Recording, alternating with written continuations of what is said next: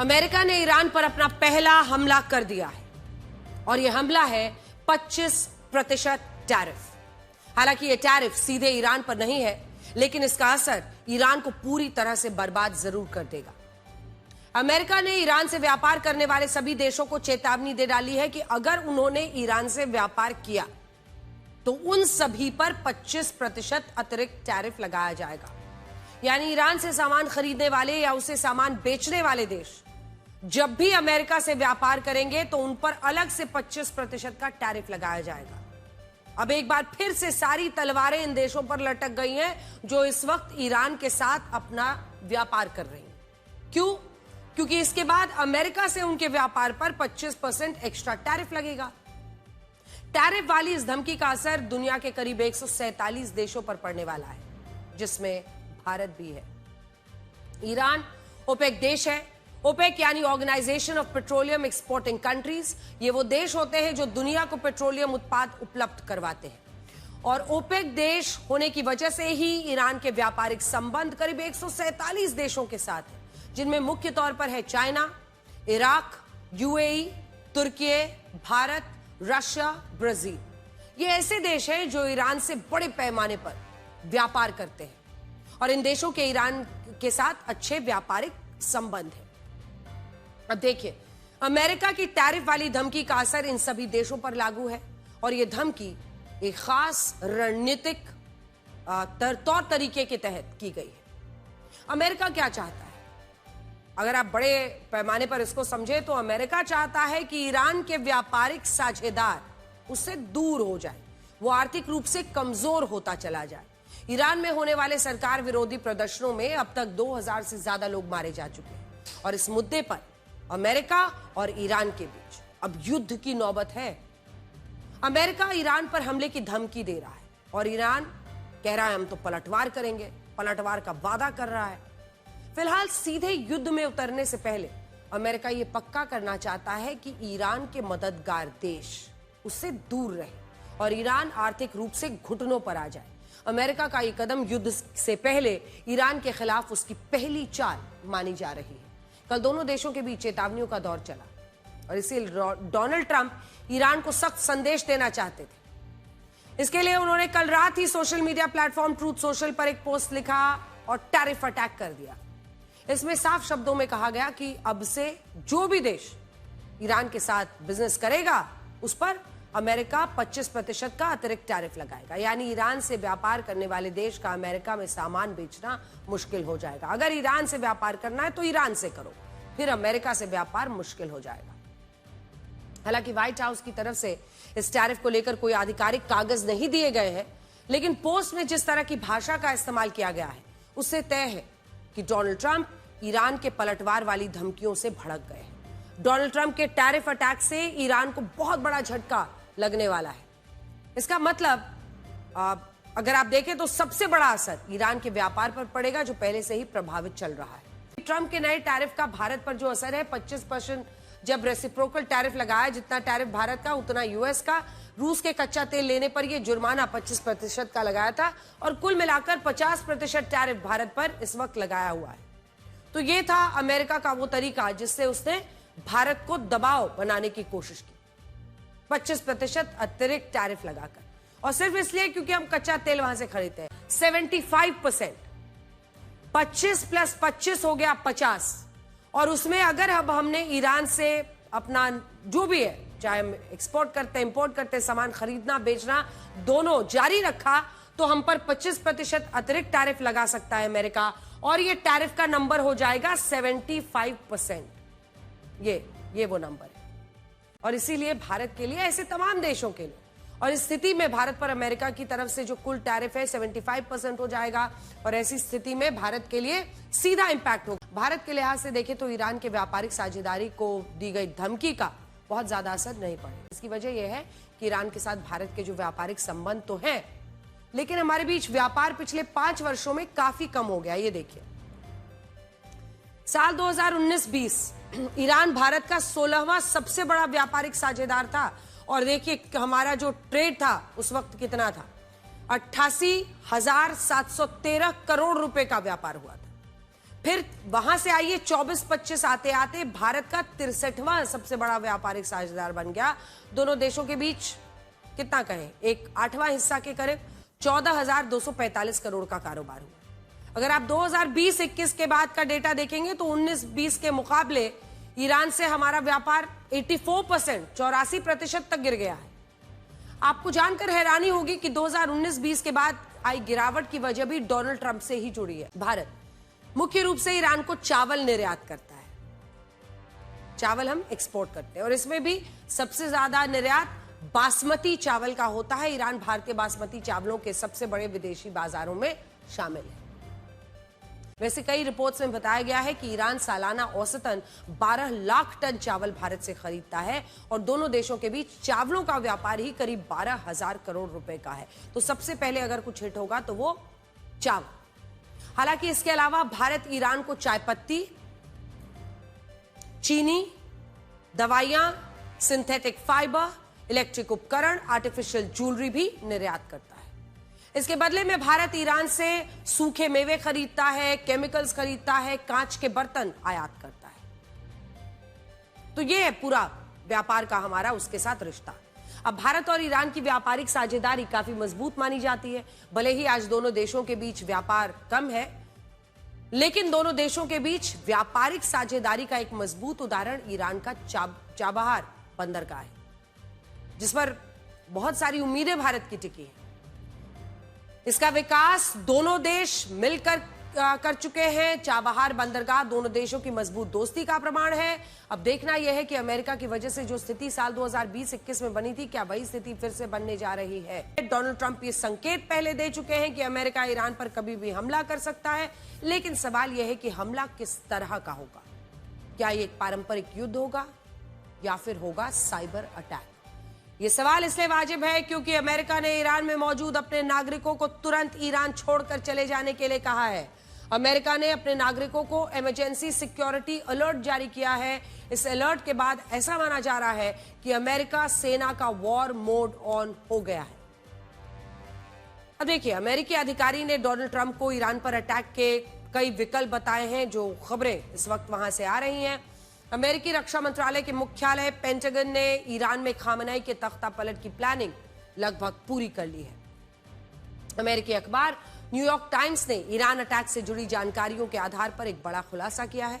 दावा है कि पेंटागन ने ईरान के अलग अलग महत्वपूर्ण ठिकानों की एक पूरी लिस्ट तैयार की है, जो इंपॉर्टेंट वहां के स्ट्रेटेजिक लोकेशंस हैं, जिसमें ऐसे टारगेट सेट किए गए हैं जहां अमेरिका बमबारी कर सकता है। अमेरिका के निशाने पर ईरान के परमाणु ठिकाने, बैलिस्टिक मिसाइल्स के ठिकाने हैं। दावा यह भी है कि डोनाल्ड ट्रंप डिप्लोमेसी के विकल्पों पर भी विचार कर रहे हैं, लेकिन कुछ अमेरिकी अधिकारियों का मानना है कि ईरान बातचीत को लेकर गंभीर नहीं है। वो बहाना बना रहा है ताकि अमेरिका हमला करने में देरी करे, वो युद्ध की तैयारी कर सके। पेंटागन के अधिकारियों ने पारंपरिक युद्ध के अलावा साइबर अटैक की भी तैयारी की है। अधिकारियों का कहना है कि बमबारी से पहले ईरान के आंतरिक सुरक्षा से जुड़े ठिकानों पर साइबर अटैक किया जाए। इसमें वो कमजोर हो जाएंगे। इसका लाभ उन प्रदर्शनकारियों को मिलेगा जो स्थानीय सुरक्षा कर्मियों के टारगेट पर है। आरोप है कि ईरान की सुरक्षा एजेंसियां प्रदर्शनकारियों की हत्याओं में भी शामिल हैं। आप नंबर्स जानकर हैरान रह जाएंगे। न्यूयॉर्क टाइम्स का दावा है कि ईरान पर अमेरिका का हमला किसी भी वक्त अब हो सकता है, लेकिन डोनाल्ड ट्रंप युद्ध की खुली घोषणा ना करके इशारों में बातें कर रहे हैं। डोनाल्ड ट्रंप का मकसद ईरान को उलझाए रखना है। पेंटागन के अधिकारियों ने उन्हें बताया है कि ईरान डरा हुआ है, इसलिए वो बातचीत का बहाना बना रहा है। अधिकारियों के मुताबिक ईरान सरकार को पता है कि जैसे ही अमेरिका बमबारी शुरू करेगा, वैसे ही ईरान में सरकार विरोधी प्रदर्शनकारी तख्ता पलट की प्रक्रिया शुरू कर देंगे और एक बार जब यह प्रक्रिया शुरू हो जाएगी, तब खामनेई का इस्लामिक शासन खत्म हो जाएगा। ईरान के सुप्रीम लीडर अली खामनेई अपने इस्लामिक शासन को खत्म होता देखकर बौखला गए हैं। अब उन्होंने सरकार विरोधी प्रदर्शनकारियों को देखते ही गोली मारने के निर्देश दे दिए। यह सनसनीखेज दावा ईरान इंटरनेशनल नाम की एक ब्रिटिश न्यूज वेबसाइट ने किया है। ईरान इंटरनेशनल का यह दावा है कि ईरान में मारे गए प्रदर्शनकारियों की संख्या को लेकर सही जानकारी नहीं आ रही है, क्योंकि इंटरनेट पर प्रतिबंध है। ईरान इंटरनेशनल का दावा है कि खामनेई विरोधी प्रदर्शन में अब तक 12,000 से ज्यादा प्रदर्शनकारियों को मार दिया गया है और ये हत्याएं पिछले 17 दिनों के अंदर हुई हैं। मरने वालों में ज्यादा 30 साल की उम्र के नौजवान बताए गए। हालांकि न्यूज एजेंसी रॉयटर्स के मुताबिक ईरान के प्रदर्शन में 2000 के करीब लोग मारे गए। न्यूज एजेंसी रॉयटर्स ने यह दावा ईरान के अधिकारियों के हवाले से किया है, इसीलिए मौतों की संख्या कितनी होगी ये कहना बहुत मुश्किल है। लेकिन यह तय है कि कट्टरपंथी शासन का विरोध करने वाले सैकड़ों प्रदर्शनकारी मारे जा चुके हैं। ईरान इंटरनेशनल ने प्रदर्शनकारियों की हत्याओं को आधुनिक इतिहास का सबसे बड़ा हत्याकांड कहा है। हालांकि वेबसाइट ने यह जानकारी ईरान में मौजूद सोर्सेस के आधार पर दी है और वेबसाइट का दावा है कि जानकारी को कई स्तरों पर वेरीफाई किया गया है, पूरी जिम्मेदारी से छापा गया है, लेकिन हम इसकी गारंटी नहीं देते हैं। वेबसाइट ने यह भी आरोप लगाया है कि सरकार विरोधी प्रदर्शनकारियों की ज्यादातर हत्याएं ईरान के रेवोल्यूशनरी गार्ड्स और बसीज फोर्सेस ने की है। उनके मुताबिक प्रदर्शनकारी को सीधे गोली मारी गई है। वेबसाइट के मुताबिक रेवोल्यूशनरी गार्ड्स और बसीज फोर्स को ईरान के सुप्रीम लीडर खामेनेई की ओर से प्रदर्शनों को सख्ती से रोकने के आदेश दिए गए, इसीलिए गोली मारने तक की छूट दी गई। जैसे चाइना भी ताइवान को लेकर एक बड़े प्लान को लागू करने में लग गया है। ताइवान ने चाइना पर एक बड़ा आरोप लगाया है। आरोप क्या है? ताइवान का यह आरोप है कि चाइना के 10 फाइटर जेट उसके एयर स्पेस में घुसे थे और इस दौरान चाइना की नेवी के 5 युद्धपोत उनके इलाके के आसपास मौजूद रहे। ये बहुत गंभीर परिस्थितियां विश्व में बन रही हैं। ताइवान की सेना का कहना है कि वो चाइना की एक हिमाकत पर नजर बनाए हुए है, किसी भी तरह की गलत हरकत का करारा जवाब देगा। ताइवान के दावों को अगर हम सच मान लें तो ये चाइना की रणनीति का हिस्सा भी हो सकता है। क्या चाइना भी वही करने जा रहा है जो अमेरिका ने वेनेजुएला पर किया? वही हरकत क्या चाइना ताइवान के साथ करेगा? अभी कुछ दिन पहले चाइना ने ताइवान सीमा के पास युद्धाभ्यास भी किया था। इस युद्धाभ्यास में पीएलए ने ताइवान सीमा के पास करीब 10 घंटे तक फायरिंग की थी। सीमा पर 10 घंटे फायरिंग और नाकेबंदी का अभ्यास किया था। इस युद्धाभ्यास में 71 फाइटर जेट्स, 24 युद्धपोतों का इस्तेमाल किया गया था। यही नहीं, युद्धाभ्यास के दौरान ताइवान की जल सीमा में पीएलए ने 27 रॉकेट दाग दिए थे। चाइना के युद्धाभ्यास की वजह से ताइवान के 14 में से 11 हवाई मार्ग अब प्रभावित हो गए थे। यह ऐसी स्थिति थी जिसमें ताइवान का हवाई संपर्क दुनिया से एक दिन के लिए लगभग पूरी तरह से कट गया था। अब समझिए, ताइवान को चाइना अपना हिस्सा बताता है, तो आखिर चाइना और ताइवान की इस पूरी लड़ाई का इतिहास क्या है? क्यों चाइना बार बार ताइवान पर नजर लगाए बैठता है? अगर आप देखें तो ताइवान को चाइना अपना हिस्सा बताता है और विस्तारवादी उसकी नीति रहती है, जिसमें आपने देखा होगा अनेकों ऐसी जगहों पर वो अपना दावा ठोकता रहता है। ताइवान को तो वो अपना हिस्सा बताता है, इसीलिए उसके युद्धाभ्यास और ताइवान के आरोपों को हल्के में नहीं लिया जा सकता। अभी कुछ दिन पहले पेंटागन की एक रिपोर्ट में बताया गया कि चाइना साल 2027 तक ताइवान पर कब्जे के लिए युद्ध की तैयारी कर रहा है। पेंटागन की ही रिपोर्ट के मुताबिक 2027 में पीएलए की स्थापना के 100 साल पूरे हो रहे हैं, 100 years, और इसीलिए चाइना ताइवान को लेकर ज्यादा एक्टिव हो गया है। तो कुल मिलाकर अगर आप बड़ी तस्वीर को समझने की कोशिश करेंगे तो आज ये स्थिति है कि चाइना पूरी तरह से अपनी ताकत इस वक्त ताइवान पर लगा रहा है।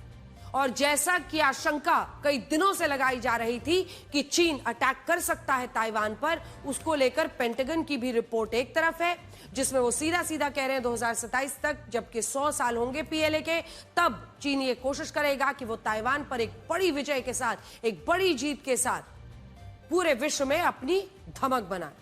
वहीं दूसरी तरफ अगर ताइवान ये आरोप लगा रहा है कि उसके 10 फाइटर जेट्स उसके एयर स्पेस में थे, पूरी तरह से उसे घेर दिया था चाइना ने, एक पूरे दिन के लिए उसका एयर स्पेस पूरी तरह से दुनिया से कट चुका था, तो ये बहुत गंभीर परिस्थितियां इस वक्त चीन ताइवान के बीच में बनती हुई दिखाई दे रही हैं। तो एक तरफ ईरान अमेरिका है, दूसरी तरफ रशिया यूक्रेन की जंग है, और ये तीसरा फ्रंट जो इस वक्त खुल रहा है वो है चीन और ताइवान। महात्मा गांधी के नाम पर सियासत का एक चैप्टर वीबी जी राम जी बिल को लेकर छिड़ा हुआ है। वहीं पर देखिए नया बवाल। कर्नाटक में स्टेडियम से महात्मा गांधी का नाम हटाने का आरोप लगाकर कांग्रेस पर बीजेपी हमलावर हो गई है। दरअसल तुमकुर के महात्मा गांधी स्पोर्ट्स कॉम्प्लेक्स में एक नए बने इंडोर स्टेडियम का नाम कर्नाटक के गृह मंत्री जी परमेश्वर के नाम पर रखा गया, लेकिन बीजेपी का आरोप है कि स्टेडियम का ही नाम बदलकर जी परमेश्वर के नाम पर कर दिया गया है। बीजेपी ने इसके विरोध में प्रदर्शन भी किया, गिरफ्तारी भी दी। कर्नाटक बीजेपी ने एक्स पे पोस्ट लिखा है, क्या महात्मा गांधी का नाम जपने वाले कांग्रेस के लोगों को गांधी के नाम के खिलाफ हो गए हैं? पूर्व मुख्यमंत्री बसवराज बोम्मई ने अपने बयान में कहा है कि महात्मा गांधी स्टेडियम का नाम बदलकर गृह मंत्री जी परमेश्वर के नाम पर कर देना अक्षम्य अपराध है।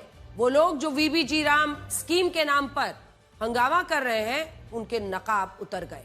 बीजेपी के निशाने पर आए जी परमेश्वर का कहना है कि इंडोर स्टेडियम का नाम सरकार ने नहीं रखा है, बल्कि खुद खिलाड़ियों ने यह सिफारिश की थी। बयान सुनिए। Decision taken by the sports persons. I don't know. I even didn't know that that decision was made by the sports personalities in Tumkur.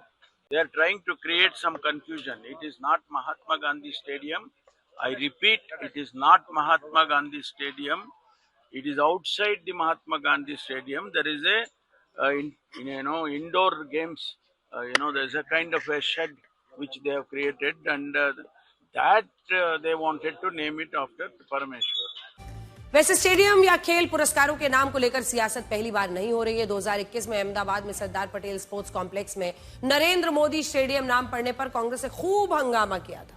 2021 में ही जब राजीव गांधी खेल रत्न पुरस्कार का नाम मेजर ध्यानचंद खेल रत्न पुरस्कार रख दिया गया, तब भी कांग्रेस ने बीजेपी पर राजनीति का आरोप लगाया।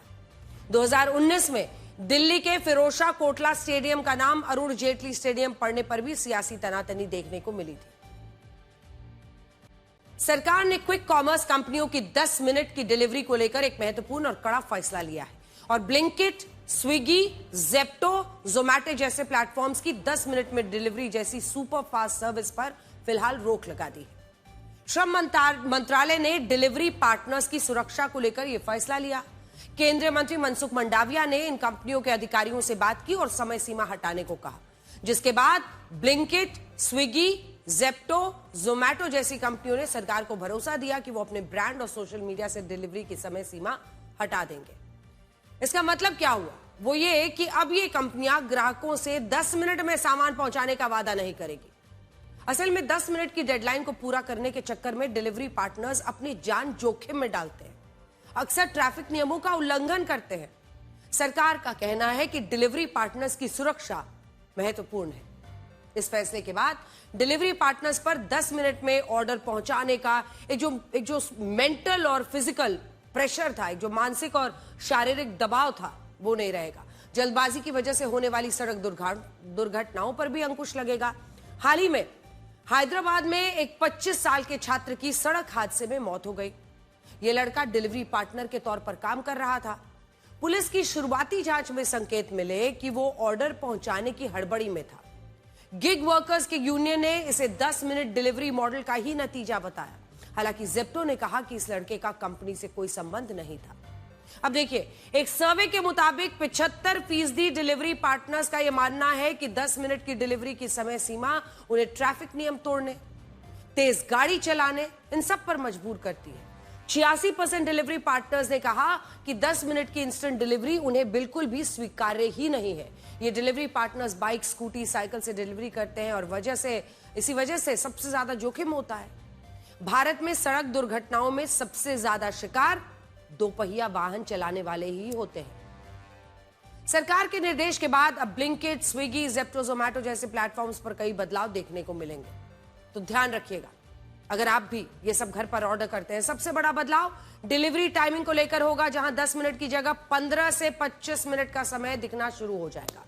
ये कंपनियां गारंटीड टाइम की बजाय एस्टिमेटेड टाइम यानी अनुमानित समय देना शुरू करेंगी, जिससे डिलीवरी पार्टनर्स पर गैर जरूरी दबाव ना रहे। हालांकि अपना कस्टमर बेस बनाए रखने के लिए कंपनियां जल्द डिलीवरी की कोशिश जरूर करेंगी। वो चाहेंगे कि उनकी डिलीवरी सर्विस धीमी ना हो। इसके लिए अलग अलग इलाकों में नए डार्क स्टोर्स खोले जाएंगे, जिससे कम दूरी की वजह से डिलीवरी में भी टाइम कम लगेगा। अब देखिए, डिलीवरी एप्स अब डिलीवरी पार्टनर की लाइव स्पीड को ट्रैक करेंगे और अगर कोई नियम तोड़ेगा तो उस पर जुर्माना लगेगा। ऐप पर यह भी दिखाया जाएगा कि डिलीवरी पार्टनर इंश्योर्ड है, उसे पर्याप्त ब्रेक दिया जा रहा है। अब कंपनियां पलक झपकते ही डिलीवरी जैसे आक्रामक विज्ञापनों से भी बचेंगी। स्पीड के बजाय सुरक्षित डिलीवरी पर जोर होगा। सरकार की कोशिश डिलीवरी सर्विस को बंद करने की नहीं बल्कि सुरक्षित बनाने की होगी।